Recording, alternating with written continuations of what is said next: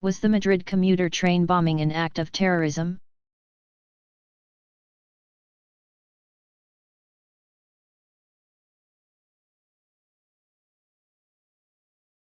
Spanish officials concluded that the March 11, 2004, bombing of packed commuter trains in Madrid was an act of terrorism, likely motivated by Spain's arrest of dozens of Al-Qaeda suspects after the September 11, 2001, attacks on the United States. At least 3 of those arrested in Spain were charged with helping organize the 9/11 attacks.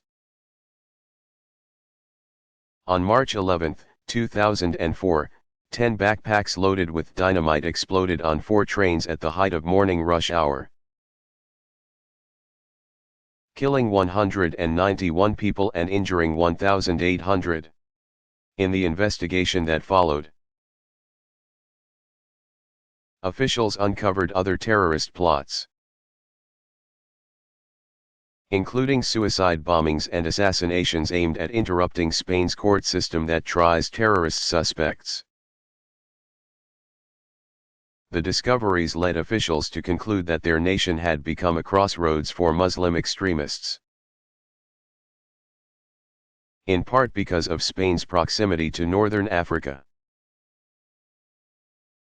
In April 2004, as authorities closed in on the hideout of the suspected Madrid bombing ringleader, a Tunisian man, and his associates, the suspects blew up their apartment. A total of 62 suspects were arrested in 2004 in association with the train bombing.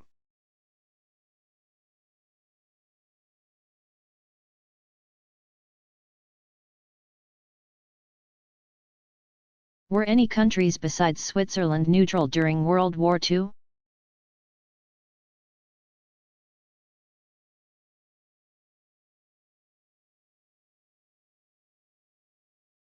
Yes, in its official stance of neutrality, Switzerland was joined by Spain, Portugal, Sweden, Turkey, and Argentina. However, post-war findings indicated the neutrality of these countries, with the exception of Argentina, was not an absolute policy. Some have described these countries as only nominally neutral. A 1998 report released by U.S. Undersecretary of State Stuart Eizenstat indicated that the Swiss had converted Nazi gold to Swiss francs, and that Germany had used that exchange to buy minerals from Spain, Portugal, Sweden, and Turkey. The report further pointed out that Sweden had allowed 250,000 Nazi troops to cross its country in order to reach neighboring Finland, where the Germans fought Soviet forces. Eisenstadt, who headed a U.S. government effort to determine where Nazi gold ended up, was assisted in his research by State Department historians. Although the investigation's reports were critical of these neutral countries, Eisenstadt also pointed out that all the countries were in difficult positions during the conflict. For example, Switzerland was completely surrounded by German-occupied countries. Nevertheless, Jewish groups brought lawsuits against the Swiss government and 3 Swiss banks for their role in converting looted Nazi gold into currency during World War II.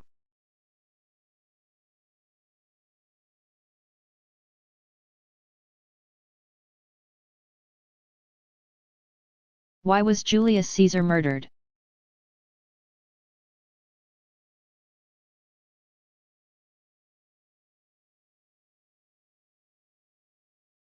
The Roman general and statesman Julius Caesar, 100–44 B.C., was stabbed to death in the Senate house by a group of men, including some of his former friends. who viewed him as an ambitious tyrant and a threat to the Roman Republic. The date of the assassination, March 15, fell into relatively common usage thanks to William Shakespeare's tragedy. Julius Caesar, written in the late 1590s, which has a soothsayer warning the Roman general to beware the Ides of March. After Caesar's death in 44 BC, a triumvirate was formed to rule Rome, with Lepidus, Octavian, who would in 27 BC become Augustus, the Roman Empire's first ruler, and Mark Antony sharing power. It was Mark Antony, c. 83 to 30 BC. Of Antony and Cleopatra of fame, who aroused the mobs against Caesar's conspirators, driving them out of Rome. The events illustrate the controversy about Julius Caesar. While some clearly viewed him as a demagogue who forced his way into power, others considered the patrician-born Caesar a man of noble character who defended the rights of the people in an oligarchic state where the government was controlled by a few people who had only their own interests in mind. This divided opinion has followed Caesar throughout history. While opinion is still divided on what kind of a ruler Caesar was, there can be no denying his contributions both to Rome, which would soon emerge as the Roman Empire, and to modern civilization. In his battles, Caesar brought the provinces of Italy under control and defeated his former co-ruler, Pompey the Great, who had, along with Caesar and Crassus, formed the first triumvirate, effectively ending the oligarchy that had ruled Rome. In so doing, he had succeeded in ending the disorder that had plagued Rome for decades and laid the groundwork for the formation of the empire under his grandnephew Augustus in 27 BC. While Caesar was in office, he planned and carried out several reforms, not the least of which was the implementation of the Julian calendar, which he introduced in 46 BC. The Gregorian calendar we use today evolved from it. Caesar also left a legacy of literature. He penned a total of 10 books on his battles in Gaul, c. 58 to 50 BC, and on the Civil War, which he had more or less started in 49 BC. These clear commentaries are still considered masterpieces of military history.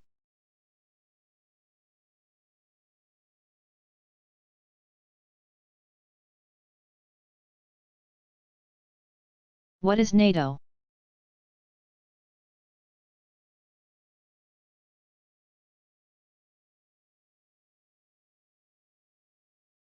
NATO stands for the North Atlantic Treaty Organization, a military alliance formed on April 4, 1949, when 12 countries signed the North Atlantic Treaty in Washington, D.C. The original 12 NATO countries were Belgium, Canada, Denmark, France, Iceland, Italy, Luxembourg, the Netherlands, Norway, Portugal, the United Kingdom, and the United States. Each member nation agreed to treat attacks on any other member nation as if it were an attack on itself. In other words, any aggressor would have to face the entire alliance. This was NATO's policy of deterrence, a way of discouraging any attacks by the Soviet Union or other Eastern Bloc countries. The organization had the further benefit of discouraging fighting among the member countries. 3 years after it was formed, the alliance was joined by Greece and Turkey, in 1952. West Germany followed 3 years after that, in 1955, and Spain joined in 1982. After the fall of communism and the reunification of East and West Germany, c. 1990, all of Germany joined the alliance. At this point, with the Cold War, 1947–89, over, many wondered what purpose the organization could serve. After all, the Soviet threat was no longer existent. However, other conflicts loomed on the horizon, including those in Bosnia and Herzegovina and in the Albanian Republic of Kosovo. Fearing the civil war in the former Yugoslav Republic would spread, NATO sent in troops on the side of the Bosnian government. NATO also formed the Partnership for Peace in 1994. This program was joined by more than 20 countries, including former Eastern Bloc nations, including Russia.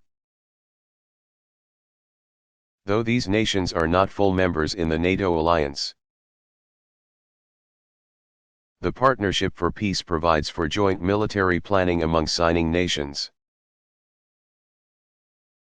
On March 12, 1999, 3 former Eastern Bloc nations were given full membership in NATO: Poland, Czechoslovakia, and Hungary. Observers hailed the additions as evidence that Europe is becoming more unified. On April 23, 1999, the 50th anniversary of the alliance's founding, the 19 NATO member nations gathered in Washington, D.C., to commemorate the event, just after NATO had begun air-bombing Yugoslavia. To pressure the government there to accept international terms aimed at bringing peace to the nation's Kosovo province,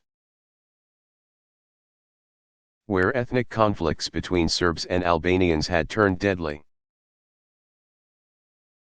NATO is governed by the North Atlantic Council, which is made up of the heads of government of member nations or their representatives. It was headquartered in Paris until 1967, at which time the offices were moved to Brussels, Belgium.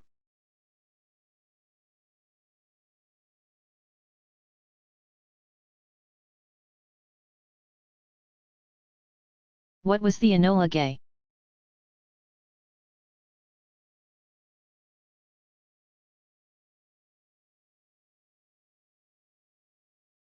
It was the American B-29 bomber that dropped the first atomic bomb ever used in warfare.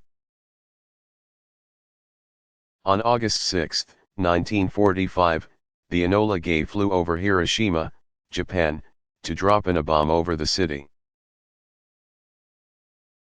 The explosion killed an estimated 80,000 people and leveled an area of about 5 square miles in Hiroshima, an important manufacturing and military center. Thousands more died later from radiation exposure.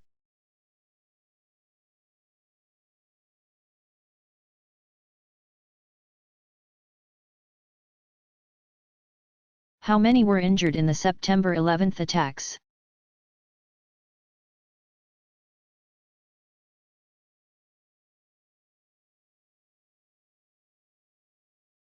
The exact number of injuries resulting from the attacks is not known. Data from the aftermath show that thousands of people were treated in hospitals after the attacks. Some sustained serious physical injuries such as burns, eye injuries, and respiratory problems. But exact figures on the number and extent of injuries could not be gathered, partly because some had chosen not to receive medical treatment or had received it later. According to a September 2004 report by the U.S. Government Accountability Office, GAO, a multitude of physical and mental health effects have been reported in the years since the terrorist attack on the World Trade Center on September 11, 2001, but the full health impact of the attack is unknown. Concern about potential long-term effects on people affected by the attack remains. The report cites several injury categories including respiratory health, reproductive health, and mental health. Post-traumatic stress disorder, PTSD, alone was thought to have affected a great number of New Yorkers, particularly emergency responders and children. According to the report, PTSD is an often debilitating and potentially chronic disorder that can develop after experiencing or witnessing a traumatic event. It includes such symptoms as difficulty sleeping, irritability or anger, detachment or estrangement, poor concentration, distressing dreams, intrusive memories and images, and avoidance of reminders of the trauma. Mental health specialists reported that people across the nation demonstrated symptoms consistent with PTSD after the 9/11 attacks.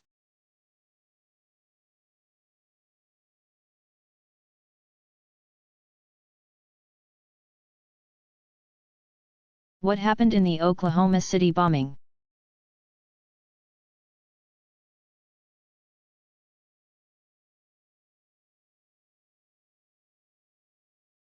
The attack took place at 9:02 a.m. on April 19, 1995, when a truck bomb exploded outside the Alfred P. Murrah Federal Building in Oklahoma City, Oklahoma. Of the 168 people who were killed, 19 were children. Another 500 people were injured. The blast, which investigators later learned had been caused by a bomb made of more than 2 tons of ammonium nitrate and fuel oil, sheared off the front half of the 9-story building and left a crater 8 feet deep and 30 feet wide. Nearby buildings were damaged or destroyed, including a YMCA daycare center where many children were seriously injured. The force of the explosion shattered windows blocks away. Survivors of the blast and others in the vicinity began rescue efforts right away. Eventually, more than 3,600 people from around the country participated in rescue operations, including police, firefighters, and members of the Federal Emergency Management Agency, FEMA. Police and Federal Bureau of Investigation, FBI, agents arrested members of an American right-wing militant group who were suspected of wanting to avenge the April 19, 1993, FBI/ATF raid on the Branch Davidian religious compound in Waco, Texas. Former Army buddies Timothy J. McVeigh, then 27, and Terry L. Nichols, then 40, were indicted on August 10, 1995, on 11 charges each. The two were tried separately and convicted in federal court. McVeigh was found guilty of murder and conspiracy in June 1997, and a federal jury sentenced him to death. Nichols was later found guilty of conspiracy and involuntary manslaughter. But in January 1998 the jury deadlocked on the sentence, which was then to be decided by the judge. In early June it was decided that Nichols would serve life in prison. Officials believe the Murrah Federal Building was targeted in the anti-government attack because it housed 15 federal agencies, including offices of the Social Security Administration, SSA, Housing and Urban Development, HUD, the Drug Enforcement Administration, DEA, and the Bureau of Alcohol, Tobacco, and Firearms, ATF, as well as several Defense Department offices and a government-run daycare center.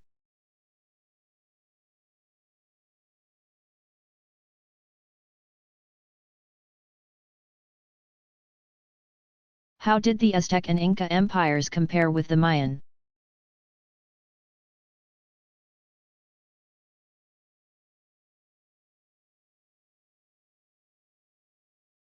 While all were advanced civilizations that were eventually conquered by Spaniards, the Inca and Aztec cultures reached their peaks in the 15th century just before the arrival of the Europeans in the New World. The Mayan civilization reached its zenith about 500 years earlier, and was already in decline by the time of European incursion. Each group also occupied a different region of the Americas, where each carved out its own stronghold and flourished. The Aztecs settled in central Mexico, the Incas in western South America, primarily Peru, and the Mayas in the Yucatan Peninsula and Central America. There is evidence that they traded with each other as well as with American Indians to the north. The Aztecs founded their central city of Tenochtitlan, the site of Mexico City, about 1325. A poor nomadic people before their arrival in Mexico's central region. The Aztecs believed the Lake Texcoco marsh was a prophetic place to settle. Before they built it into a great city, they first had to fill in the swampy area, which they did by creating artificial islands. In the 1500s, when the Spanish first saw the remarkable city with its system of causeways, canals, bridges, and aqueducts, they called it the Venice of the New World. In addition to constructing the impressive trade and cultural center of Tenochtitlan, the Aztecs were farmers, astronomers, mathematicians, and historians who recorded the events of their civilization. Their religion was pantheistic, meaning they worshipped many gods. Given that, it's not surprising that when the Spanish conquistadors arrived, at first the Maya believed they were gods, or at least the heavenly hosts of their long-awaited god Quetzalcoatl, and even welcomed them with gifts. Later, the Aztec rose up against the Europeans, but under the leadership of Hernán Cortés. 1485 to 1547, the Spaniards conquered the group, claiming Mexico in August 1521. The Incas developed one of the most extensive empires in all the Americas. During the 100 years before the arrival of the Europeans, the Incas expanded their territory along the western coast of South America to include parts of present-day Peru, Ecuador, Colombia, Bolivia, Chile, and Argentina. Though it was a vast region, it was nevertheless a closely knit state ruled by a powerful emperor. The government was subdivided down to the local level. But because the emperor required total obedience from his subjects, local rulers were kept in check. Like the Aztecs in Mexico, the Inca developed an infrastructure that included a network of roads, bridges, and ferries as well as irrigation systems. They 2. Built impressive edifices, demonstrating their abilities as engineers. The magnificent city of Machu Picchu was modeled in clay before construction began. The Inca were also skilled craftspeople, working with gold, silver, and textiles. Like the Aztecs, the Incas worshipped many gods. And when the Spanish explorer Francisco Pizarro, c. 1475–1541, arrived in the region in 1532, he was welcomed as a god at first. However, by 1537 the Inca were brought under Spanish control.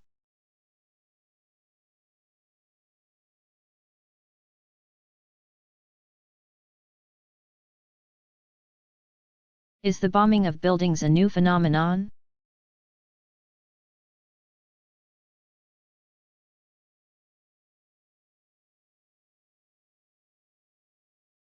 Though terrorist bombings seem a plague of recent decades,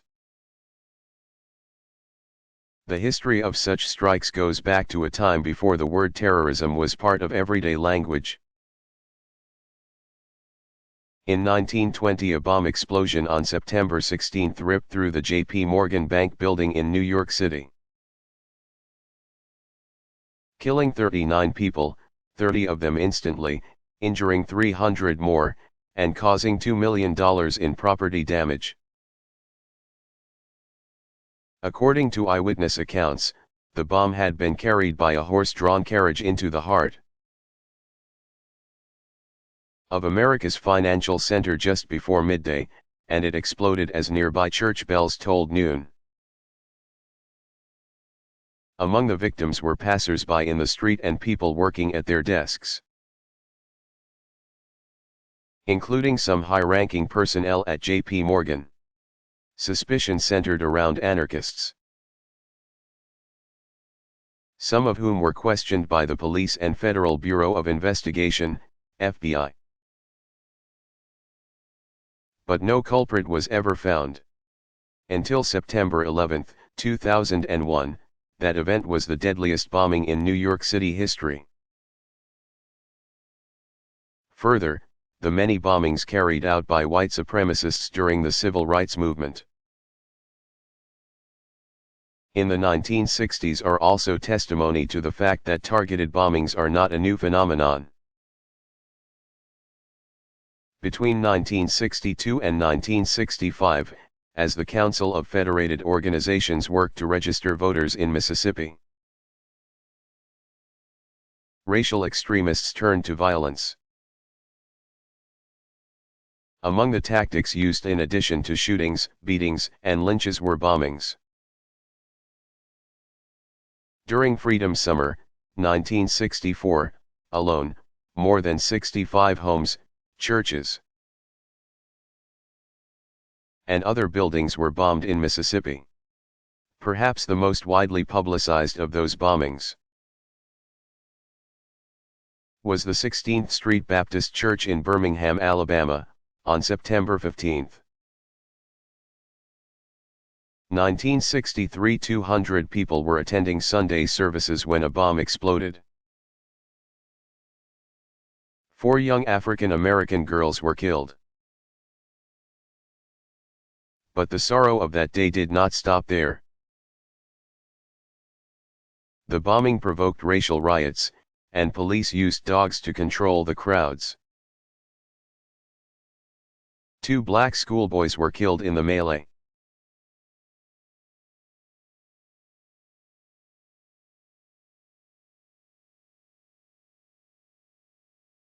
Was King Tut the greatest ruler of ancient Egypt?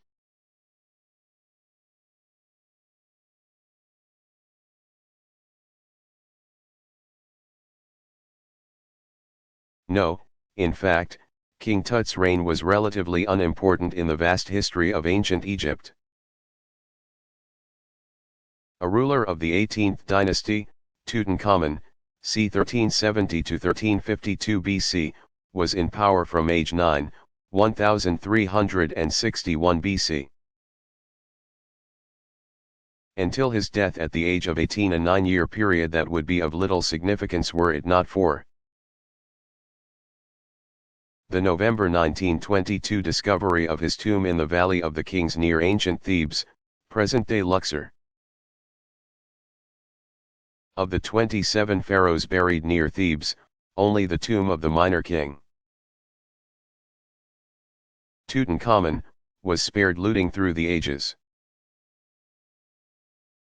Having not been opened since ancient times, the tomb still contained its treasures.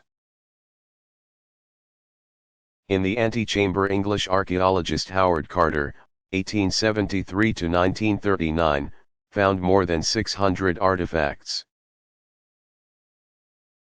including funerary bouquets, sandals, robes, cups and jars, a painted casket,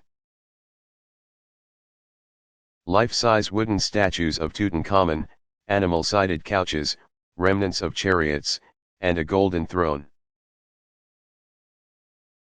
In the burial chambers, a team of archaeologists discovered 4 golden shrines and the golden coffin, containing the royal mummy of Tutankhamun, complete with a golden mask covering his head and shoulders. Earlier in his career, Carter had discovered the tombs of King Tut's predecessors, Queen Hatshepsut, c. 1520 c. 1468 BC, and King Thutmose IV, d. 1417 BC, both of whom were also rulers during Egypt's 18th dynasty.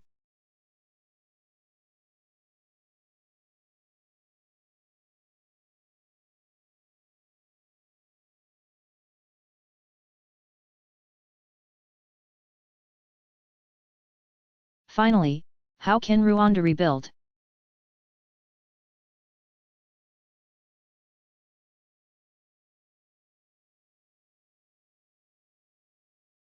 The governing Tutsis have been able to enforce a calm on the tiny landlocked nation. But some believe it is an uneasy calm and wonder how long minority Tutsis can retain control over a country that is 85% Hutu. In Rwanda's efforts to serve justice, its jails and courts remained jammed 10 years after the genocide. And since so many had fled the country and others escaped prosecution, justice could not be served fully. Some legal experts thought that a general amnesty issued by the Rwandan government would help put the nation's problems behind them.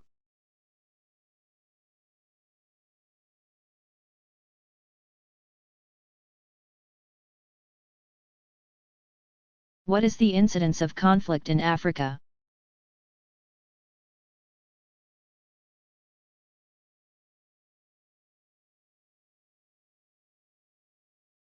Since the end of World War II, 1939 to 45, there have been at least 56 separate identifiable conflicts in Africa, with about a dozen of them ongoing in 2005. The continent seemed to be in a state of turmoil, with conflicts ranging from regional skirmishes between warlords to civil war. The unimaginable horrors of the Rwandan genocide, 1994, the decades-old civil unrest and ethnic cleansing in Sudan, and long-standing rebel violence in Uganda made news the world over. The war-ravaged image of Africa caused many observers to wonder if the continent was unusually prone to civil war. In a study published by the World Bank, researchers concluded in 2000 that Africa has had a similar incidence of civil conflict to that of other developing regions, and that, with minor exceptions, its conflicts are consistent with the global pattern. The authors of that report acknowledged that the rising trend of conflict in Africa was due to its atypically poor economic performance. While many could see only Africa as war-torn, others pointed to the fact that most of Africa's nations were peaceful, and that the trouble spots gave the international community an overstated impression of despair on the continent.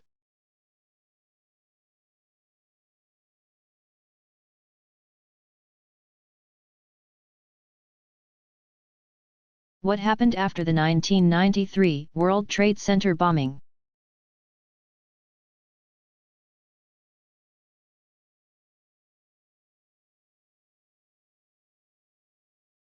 During the Federal Bureau of Investigation, FBI, investigation that followed the February 26, 1993, tragedy, it was learned that the World Trade Center was one of several intended targets of an Islamic extremist group. The bomb explosion in Lower Manhattan killed 6 people and started a fire that sent black smoke through the 110-story Twin Towers, injuring hundreds and forcing 100,000 people to evacuate the premises. Days later, on March 4, 25-year-old Mohammed A. Salameh, an illegal Jordanian immigrant, was arrested in Jersey City, New Jersey. Salameh was later found to be a follower of self-exiled Islamic fundamentalist leader Sheikh Omar Abdel Rahman, 1933, who was wanted by Egypt for having incited anti-government riots in 1989. In June, investigators seized Arab terrorists they accused of plotting to blow up several New York City sites, including the United Nations headquarters and the Holland and Lincoln Tunnels. U.S. authorities then arrested Rahman and imprisoned him on suspicion of complicity in the World Trade Center bombing. On October 1, 1995, a federal jury found Rahman and 9 other militant Muslims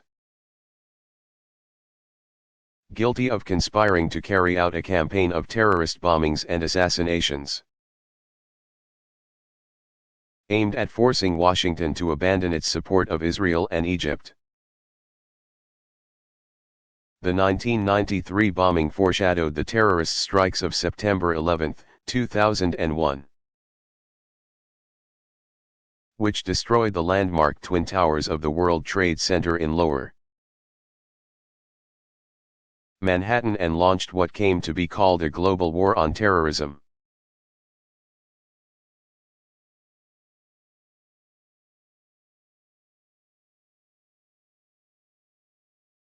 What was the Tang dynasty?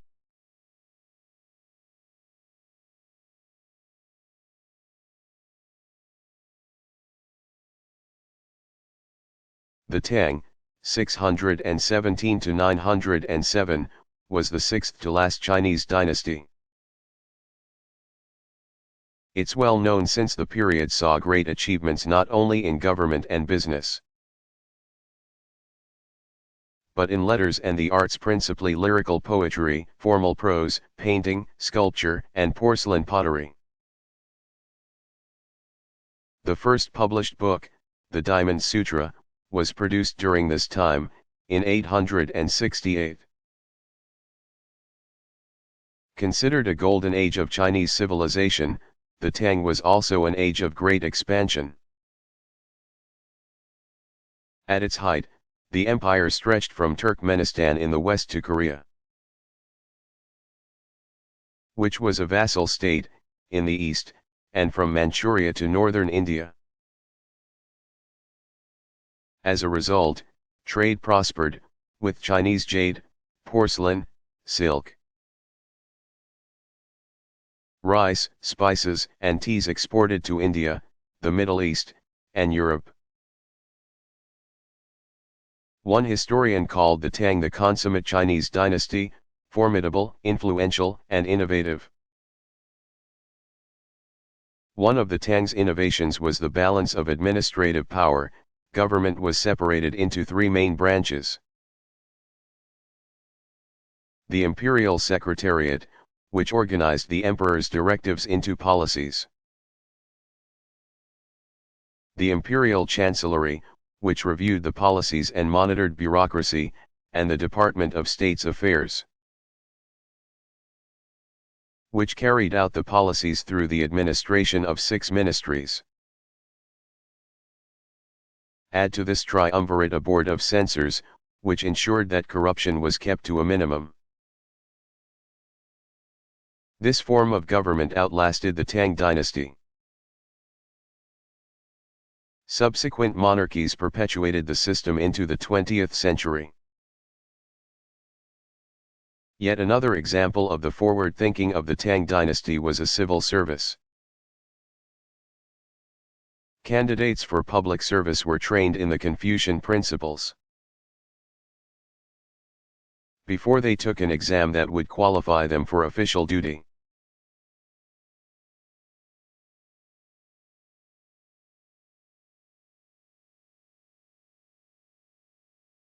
What was the first national government?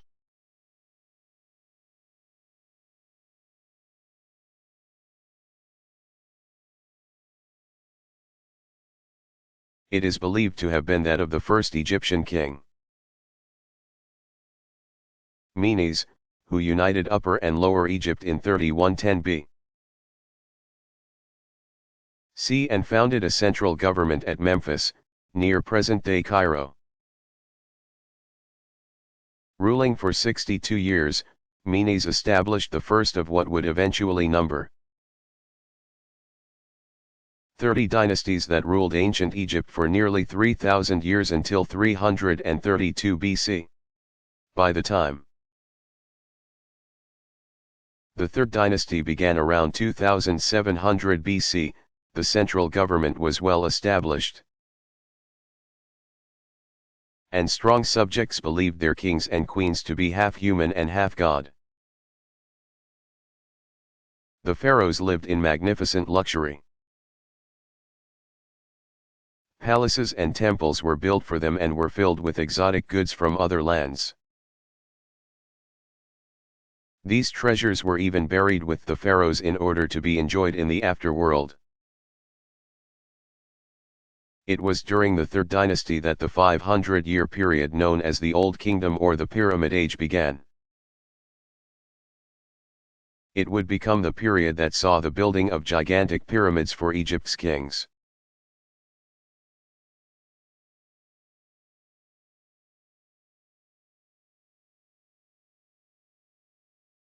What happened on Iwo Jima?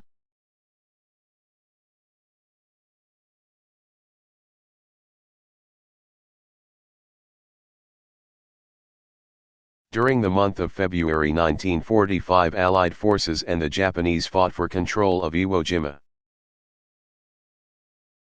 a small island in the northwest Pacific Ocean, 759 miles south of Tokyo. Japan was using Iwo Jima as a base from which to launch air attacks on U.S. bombers in the Pacific. Capturing the island from the Japanese became a key objective for the United States. On February 19, 1945, the 4th and 5th U.S. Marine Divisions invaded the island. Fighting over the next several days claimed more than 6,000 U.S. troops. On the morning of February 23, after a rigorous climb to the top of Mount Suribachi, Iwo Jima's 550-foot inactive volcano, U.S. Marines planted an American flag. Though small, it was visible from around the island. Later that day, a larger flag was raised atop Mount Suribachi by 5 Marines and a Navy hospital corpsman. The moment was captured by American news photographer Joe Rosenthal. His famous photo became the inspiration for the U.S. Marine Corps Memorial. Dedicated November 10, 1954, in Arlington, Virginia.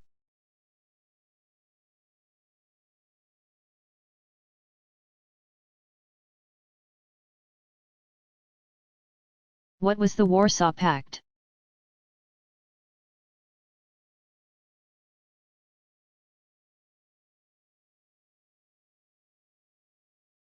The Warsaw Pact was the Eastern Bloc countries' answer to the North Atlantic Treaty Organization, NATO. Seeing the Western nations form a strong alliance, in May 1955 the Soviet Union and its allies met in Warsaw,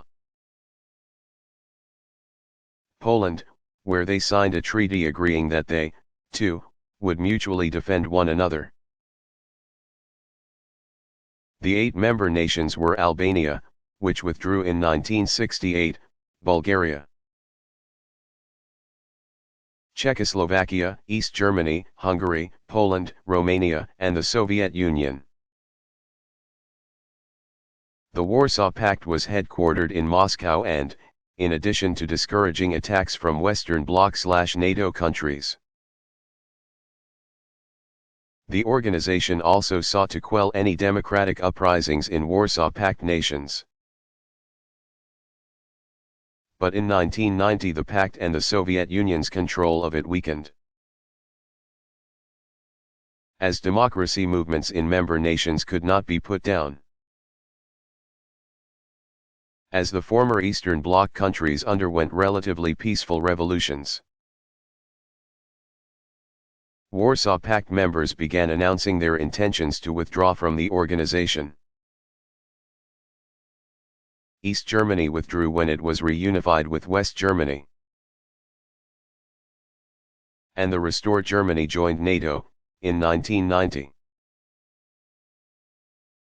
The Warsaw Pact was dissolved by the remaining member nations in 1991.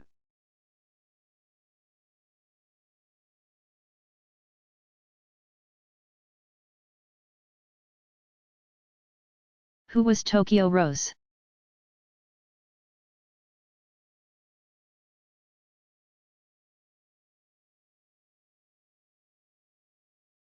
Wartime radio broadcasts by a woman called Tokyo Rose were an Axis propaganda effort intended to weaken the resolve of American and Allied troops. The Japanese pressed into service Allied POWs and a woman named Eva Toguri d'Aquino, a U.S. citizen caught in wartime Japan, to read over the radio what were intended to be demoralizing messages to the Allied troops. Originating in Japan and heard by soldiers and sailors in the Pacific,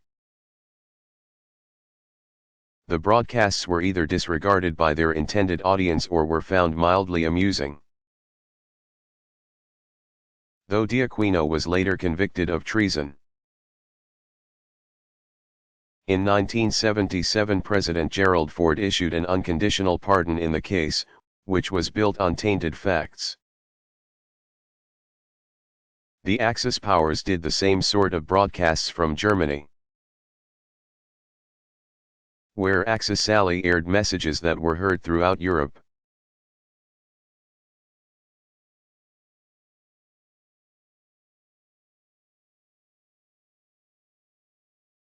What was the crisis in Darfur, Sudan?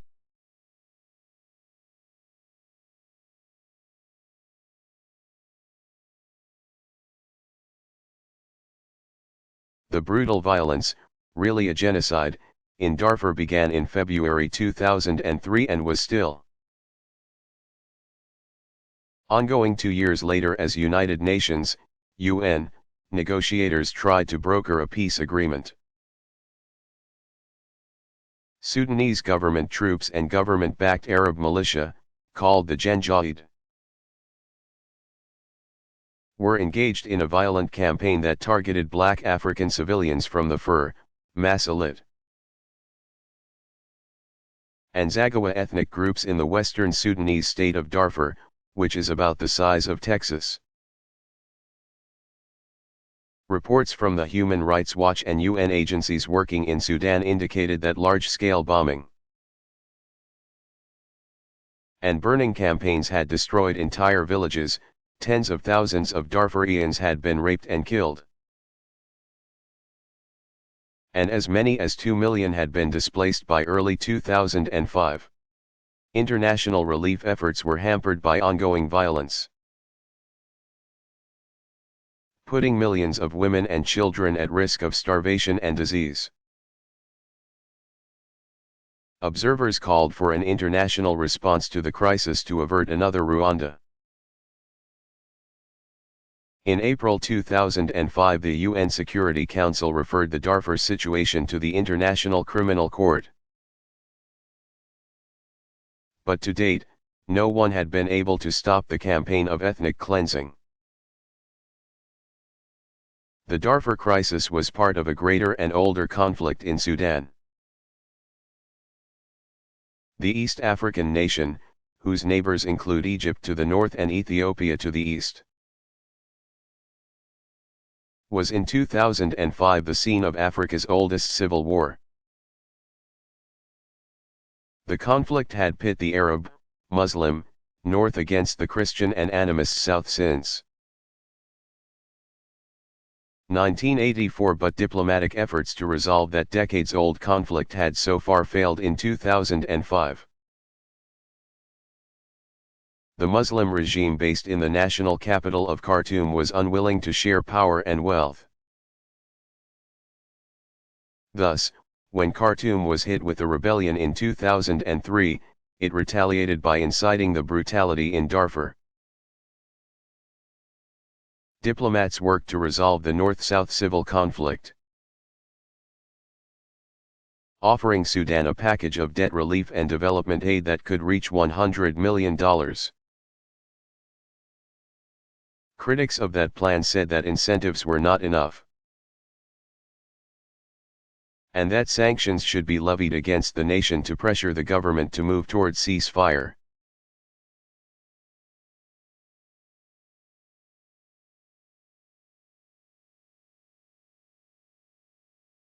What was the Abu Ghraib prison scandal?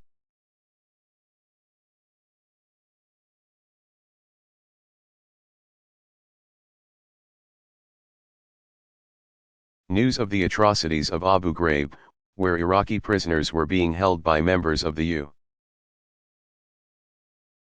U.S. military during Operation Iraqi Freedom, first surfaced in April 2004 when shocking photographs began appearing in the American media. The photos depicted an array of hideous abuses, all of them in violation of the Geneva Conventions for the Treatment of Prisoners of War. The deep troubles first surfaced in spring 2003 when International Red Cross and human rights groups complained that American troops had been mistreating Iraqi prisoners. The U.S. Army launched an investigation into its prison system. A fact-finding mission was eventually led by Major General Antonio Taguba, who completed his report in February 2004. It stated that one police company at Abu Ghraib had committed sadistic, blatant, and wanton criminal abuses. The Taguba report also found that supervisory omission was rampant at the prison. More investigations and reports followed, taking into account other prisons under central command. Some of the reports tied prisoner deaths to the abuses. The scandal sent shockwaves around the world and sparked an intense debate about how such abuses could have happened. The tortures were labeled by some as unauthorized actions taken by a few individuals, but others believed they were a manifestation of policy that had gone wrong. The scandal soon widened. By May 2004, British newspapers began reporting abuses by British troops. while Prime Minister Tony Blair, 1953, apologized for any mistreatment Iraqi prisoners may have suffered at the hands of British troops. President Bush went on Arabic television to denounce the abuses as abhorrent. He stopped short of an apology, saying that the mistreatment does not represent the America that I know. Both nations moved quickly to bring charges against several soldiers shown in the pictures. The guilty verdicts, and subsequent sentences, began being handed down in May 2004. The prison scandals fueled criticism of the controversial war in Iraq. They also prompted a deadly backlash from the Arab world. Insurgents in Iraq began a series of kidnappings of Americans and British citizens working in Iraq, most of them ending in ghastly and widely publicized killings. Between spring 2004 and spring 2005, more than 200 foreigners were taken captive in Iraq. More than 30 of them were killed by their kidnappers.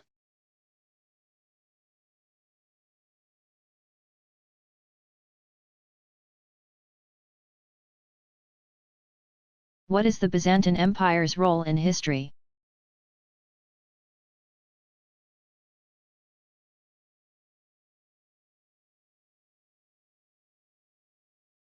The Byzantine Empire, 330 or 395-1453, is considered a link between ancient and modern civilizations.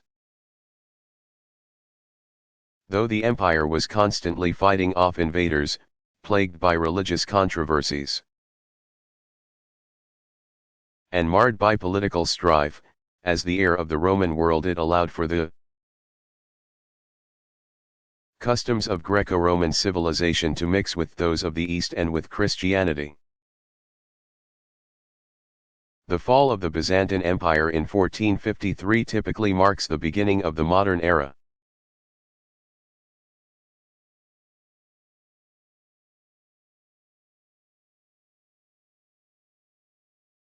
Where was the president on September 11?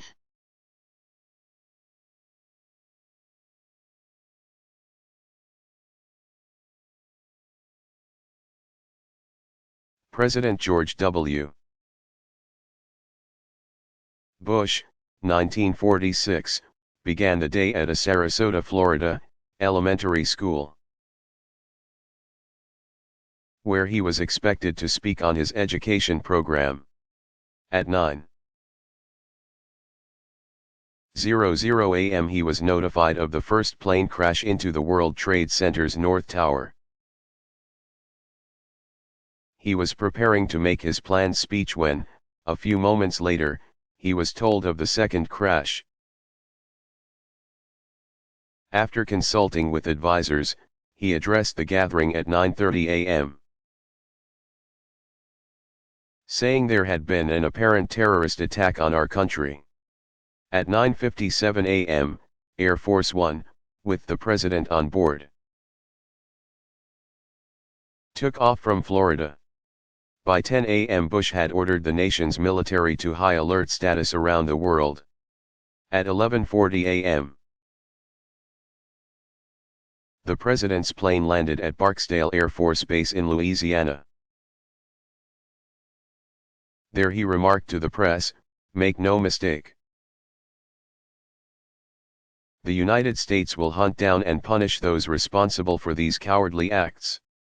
Shortly after 1 p.m.,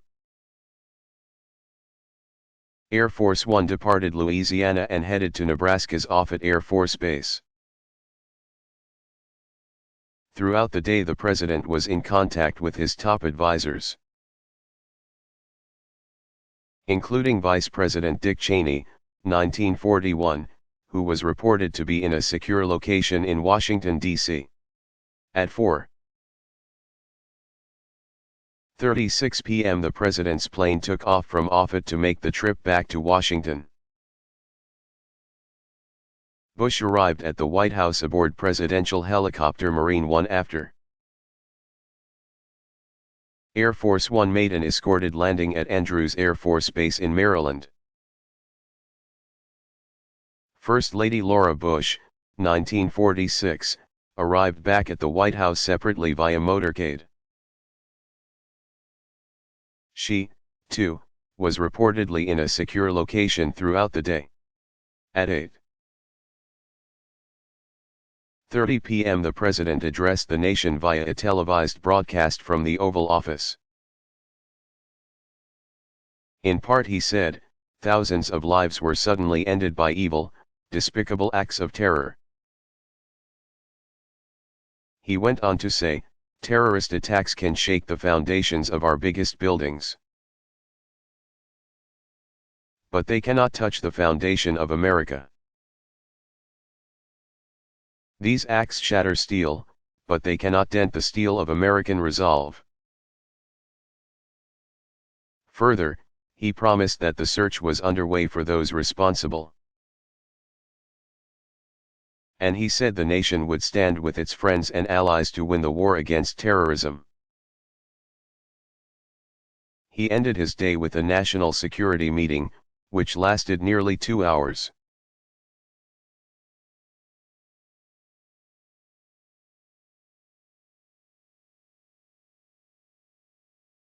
Why was Constantine I called the Great?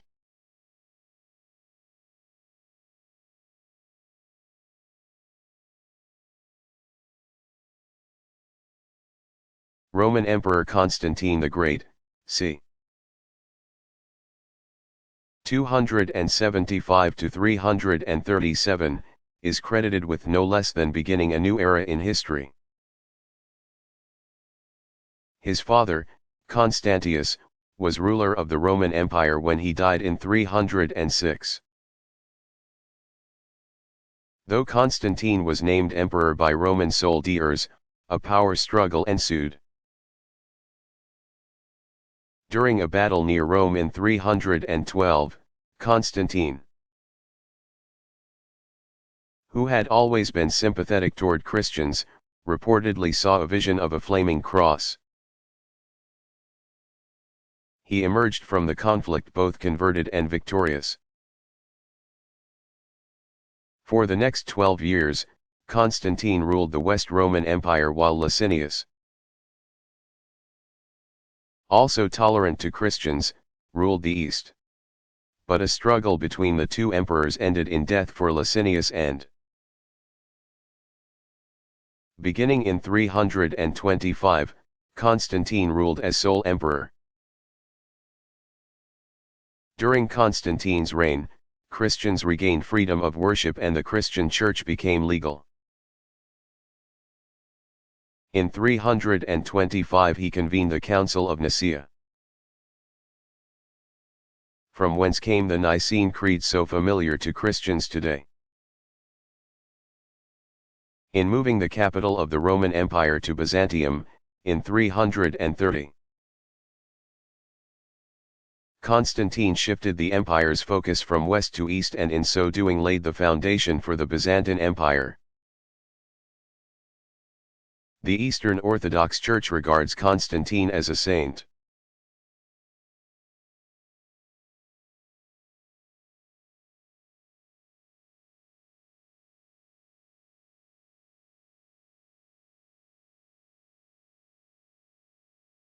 What are VE Day and VJ Day?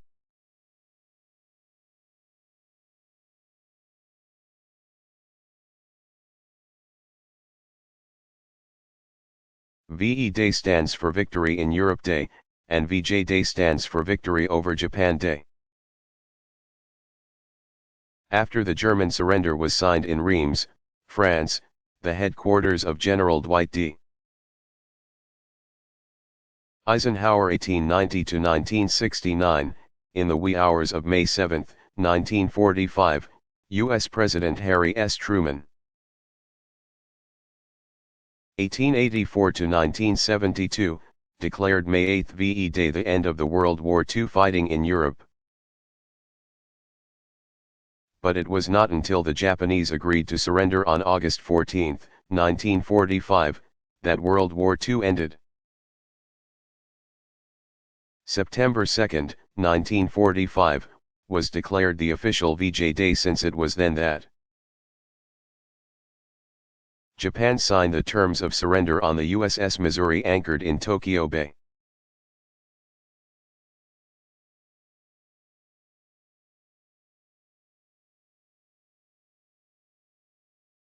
Who were the code talkers?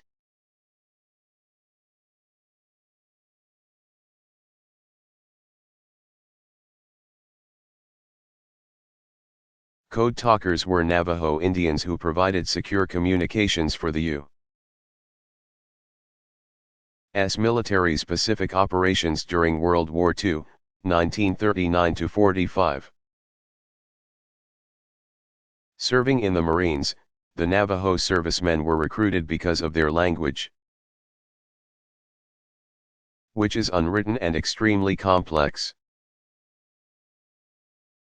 Military officials believed the Japanese would not be able to decipher intercepted communiques that were transmitted in the Navajo language. The first Navajo recruits attended boot camp in May 1942 and developed and memorized a dictionary of military terms to use in encrypting messages. The trained code talkers were deployed with Marine units throughout the Pacific Theater. They worked around the clock, with tremendous speed and accuracy, to transmit vital information about military tactics, battle orders, and troop movements. Their messages were sent over telephone and radio, because of the complexity of the language. The Japanese military was never able to break the code. About 400 Navajos served as code talkers during the war, contributing mightily to the success of U.S. military assaults at Guadalcanal, Iwo Jima, and other Pacific venues.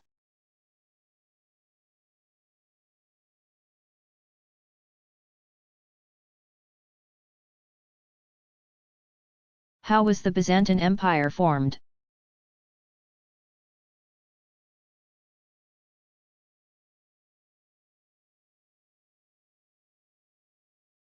The Byzantine Empire was a continuation of the Roman Empire. Its citizens even called themselves Romans. Two dates are given for the formation of the Byzantine Empire, which, though boundaries shifted constantly, was centered in Asia Minor and the Balkan Peninsula. In AD 395, upon the death of Emperor Theodosius the Great, the Roman Empire was divided into two, East and West. In the years that followed, the West Roman Empire was subject to repeated attacks from nomadic barbarian groups, and Rome finally fell in 476. The East Roman Empire survived as the Byzantine Empire, which, after the fall of Rome, laid claim to much of the lands in the West. However, many historians date the beginning of the Byzantine Empire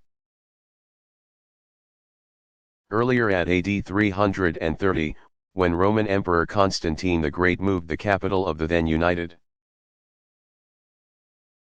Roman Empire from Rome to Byzantium, present-day Istanbul, Turkey, subsequently known as Constantinople. By this definition of the empire, Constantine the Great was its first ruler.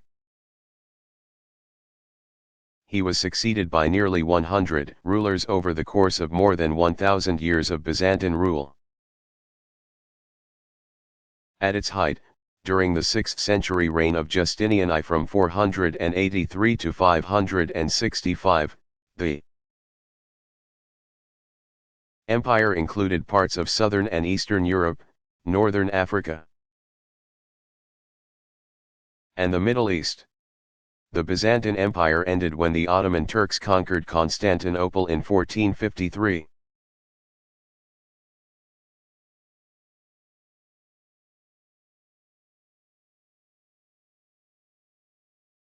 What was the Berlin airlift?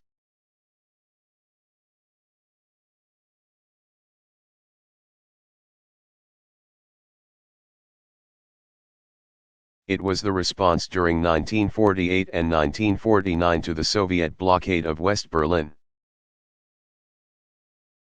After World War II, 1939–45, the German city had been divided into 4 occupation zones: American, British, French, and Soviet. But following the conclusion of the war, it did not take long for the Cold War, 1947–89, between the Western powers and the Soviet Union to heat up. When the Americans, British, and French agreed to combine their 3 areas of Berlin into one economic entity, the Soviets responded by cutting the area off from all supply routes.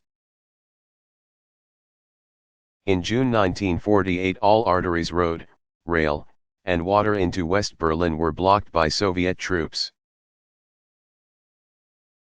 Since Berlin was completely surrounded by the Soviet occupation zone,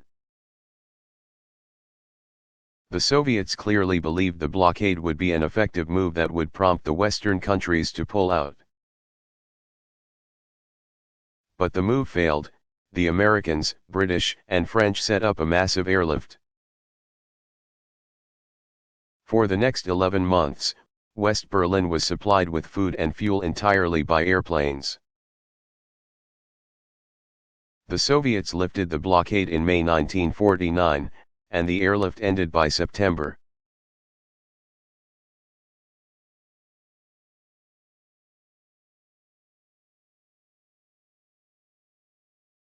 Was the Mayan Empire the most advanced early civilization?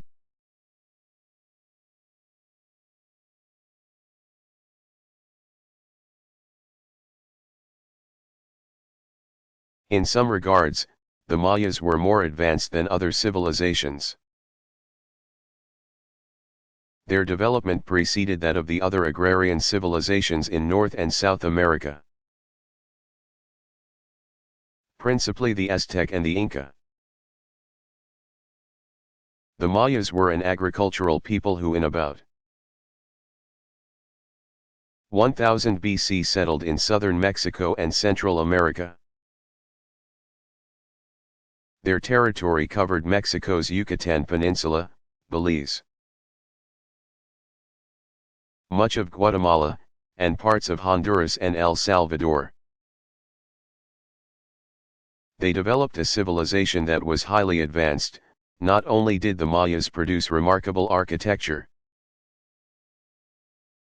including flat-topped pyramids, temples, and towers that are still visited by tourists today, and art, including sculpture, painting, and murals. But they developed their own writing system, probably the first in the Western Hemisphere. They used this system to record time, astronomical events,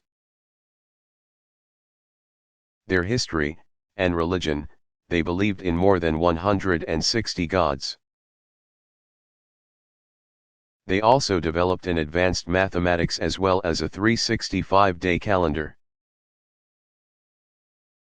believed by some to be even more accurate than the Gregorian calendar in use today. At its peak, the Mayan population numbered some 14 million. Their history is divided into 3 periods. The pre-classic period began about the time they originated, roughly 1000 BC, and extended into AD 300. This was the group's formative period. During the classic period, 300 to 900, Mayan culture spread throughout the area and city centers were developed at Copan, Honduras, Palenque, Uxmal, and Chichen Itza, Mexico, and Piedras Negras, Uaxtlan, and Tikal, Guatemala. Scholars believe that Tikal was home to some 50,000 people and was not only a center for government, education, economics, and science, but was also a spiritual mecca for the Maya. It was in the second half of the Classic period that the Maya made their greatest accomplishments in art and science. Europe would not produce a superior system of mathematics for centuries to come. During the post-Classic period, 900-1546, they were invaded by the Toltecs. However, the Maya absorbed these people rather than being conquered by them. Nevertheless, by the time the Spaniards arrived in the mid-1500s, the Mayan civilization was in decline. Some historians attribute this to widespread famine or disease, while others believe the decline was due to a rebellion of the people against the harsh government. Though they were conquered by the Spaniards and became assimilated into the larger culture that developed in the region, Maya Indians still survive in Mexico and Central America today.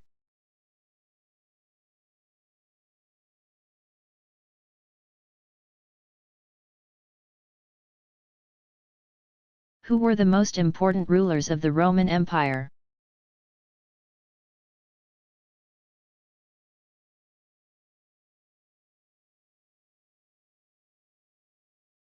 The 500 years of the Roman Empire, 27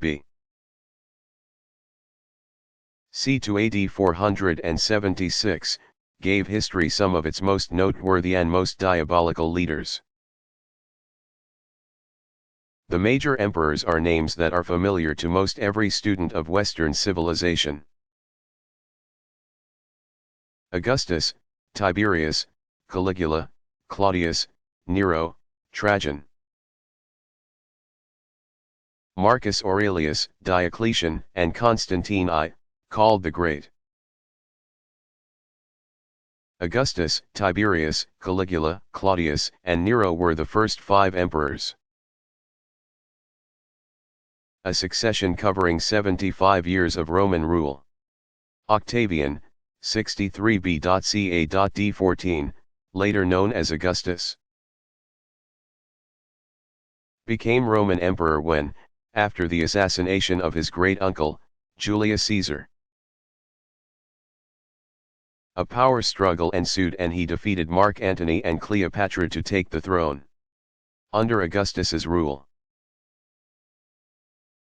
from 27 BC to AD 14 began the 200 years of the Pax Romana, a period of relative peace.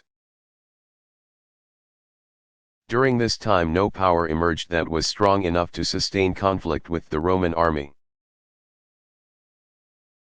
Consequently, Rome was able to turn its attention to the arts, literature, education, and trade. As second emperor of Rome, Tiberius, 42 B.C.A.D. 37, came under the influence of Roman politician and conspirator Sejanus. AD 31. Tiberius was the adopted son of Emperor Augustus. And though he had been carefully schooled and groomed to take on the leadership role, ultimately he became a tyrannical ruler. The final years of his reign were marked by viciousness and cruelty. Upon Tiberius's death, his nephew Caligula, AD 12-41, ascended the throne. Born Gaius Caesar, he was nicknamed Caligula, meaning little boots, since he was brought up in military camps and at an early age had been dressed as a soldier. For a short time Caligula ruled with moderation, but not long after he came to power, he fell ill and thereafter exhibited the erratic behavior for which he is well known. Most scholars agree that Caligula must have been crazy. He was murdered in AD 41, and Claudius, also nephew to Tiberius, was then proclaimed emperor. Claudius. 10b.ca.d54, renewed the expansion of Rome, waging battle with Germany, Syria, and Mauritania, present-day Algeria and Morocco, and conquering half of Britain. Though his administration was reportedly well run, he had his enemies, among them was his niece Agrippina the Younger, AD 1559, who is believed to have murdered him in 54, after securing her son. Nero, as successor to the throne. In Nero, AD 37–68, the early Roman Empire had perhaps its most despotic ruler. Though his early years in power were marked by the efficient conduct of public affairs. In 59 he had his mother assassinated. She reportedly had tried to rule through her son. And Nero's legacy from that point forward is one of ruthless behavior. He was involved in murder plots, ordered the deaths of many Romans, instituted the persecution of Christians, and led an extravagant lifestyle that emptied the public coffers. He was declared a public enemy by the Roman Senate and in the year 68 took his own life. With the exception of Augustus, the 1st century AD of the Roman Empire was marked by extreme rulers. The 2nd century AD was marked by the leadership of soldiers and statesmen. Trajan, 53–117, who ruled from the year 98 until his death 19 years later, is best known for his military campaigns, which expanded Rome's territory. He was also a builder constructing bridges, roads, and many buildings. When Marcus Aurelius, 121–80, ascended to emperor in 161, he had already been in public office for more than 20 years. A man of great experience, he was reportedly both learned and of gentle character. His generals put down revolting tribes, and, in addition to winning victories along the Danube River, his troops also fought barbarians in the north.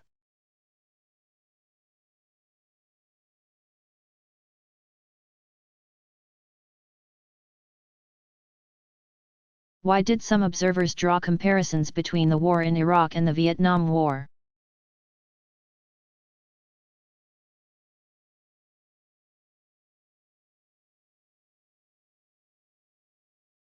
Critics of the U.S.-led war in Iraq found several similarities to American military involvement in Vietnam. Both conflicts seemed to many people to be without ample cause. Critics of the U.S.-led invasion of Iraq charged that there was no compelling reason for Americans to go to war in the Middle Eastern nation. They called the operation hawkish, saying it was an unwarranted expansion of the war on terror. These arguments were strengthened when no weapons of mass destruction were found in Iraq. Media images of protests against the invasion of Iraq harkened back to the anti-war demonstrations of the Vietnam era. And, like Vietnam, there seemed to be no clear exit strategy for the U.S. military from Iraq. These were extended operations, or wars without end. Some observers also drew comparisons between Vietnam's My Lai massacre and the Abu Ghraib prison scandal in Iraq. They pointed to military spokespersons who categorized the atrocities as isolated events, unrepresentative of American military policy. The Bush administration stood by the decision to enter Iraq, ousting and capturing Saddam Hussein, 1937. Saying it was a rogue state led by a despotic ruler who had the capability of aiding terrorist groups. The controversy over Iraq continued long after President George W. Bush, 1946, declared the end to major combat operations, as the casualty count climbed, the result of continued coalition fighting against pockets of resistance and attacks on U.S. installments in the unstable nation. In 2005, as U.S. officials slowly handed over security to Iraqi forces, there was not yet a timetable for U.S. withdrawal. But the newly elected interim president, Kurdish leader Jalal Talabani, vowed that his government would work to provide security so that U.S.-led coalition forces could return home.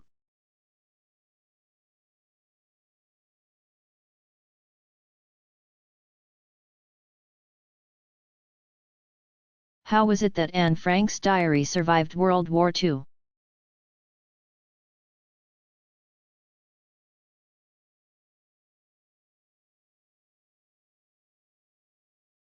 The young German Jewish girl's diaries, which chronicled 26 months of hiding from the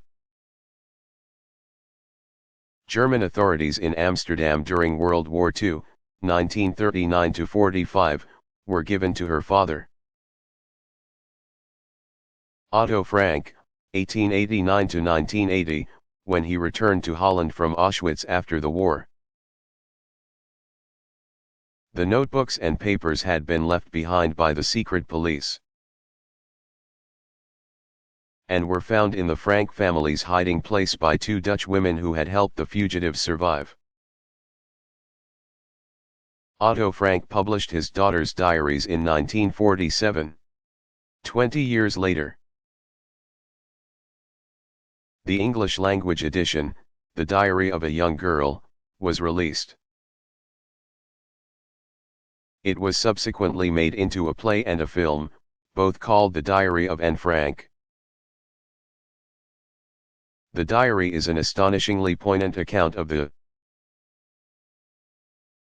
suffering and heroism during the Nazi occupation of the Netherlands. Anne Frank, born in 1929, had known religious persecution her entire life.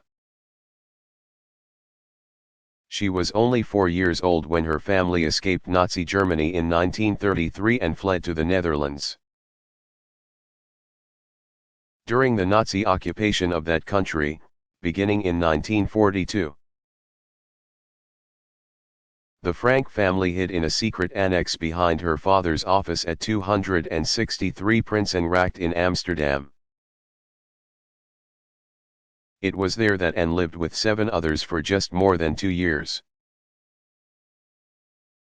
recording her thoughts in 3 notebooks.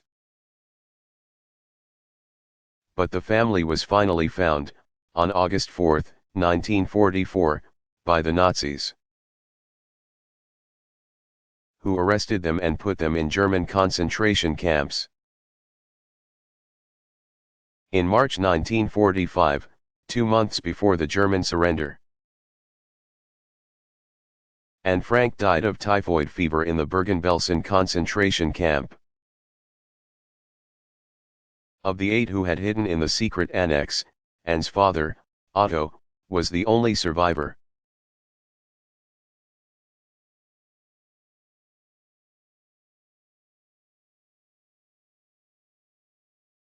Why was the Battle of Midway important in World War II?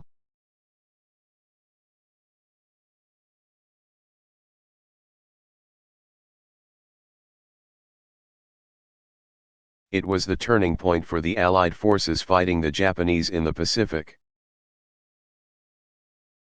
The battle for Midway Island, actually 2 small islands situated about 1,300 miles west-northwest of Honolulu, Hawaii, began on June 4, 1942. the Japanese aimed to control Midway as a position from which its air force could launch further attacks on Hawaii. As the Japanese fleet approached the islands, which was home to a U.S. Navy base, established in 1941, U.S. forces attacked. Fighting continued until June 6. The Japanese were decisively defeated, losing 4 aircraft carriers. The United States lost 1. The victory proved that Allied naval might could overcome Japan's.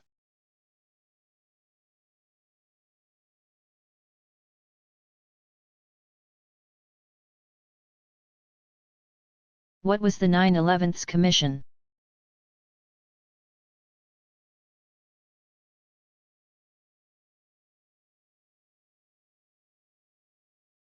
It was the 10-member group created by a congressional act signed by the President. On November 27, 2002, the bipartisan commission, consisting of 5 Republicans and 5 Democrats, was chosen by Congress to look into how the attacks of September 11, 2001, could have happened and how such a tragedy could be avoided in the future. During its investigation, the commissioners and their staff reviewed more than 2.5 million pages of documents, interviewed more than 1,200 people in 10 countries, held 19 days of hearings, and took public testimony from 160 witnesses. The commission wrapped up its work in all due speed, publishing a full report less than 2 years after it received its mandate. The 567-page report chronicles the events of 9/11, looks at the roots and growth of the new terrorism,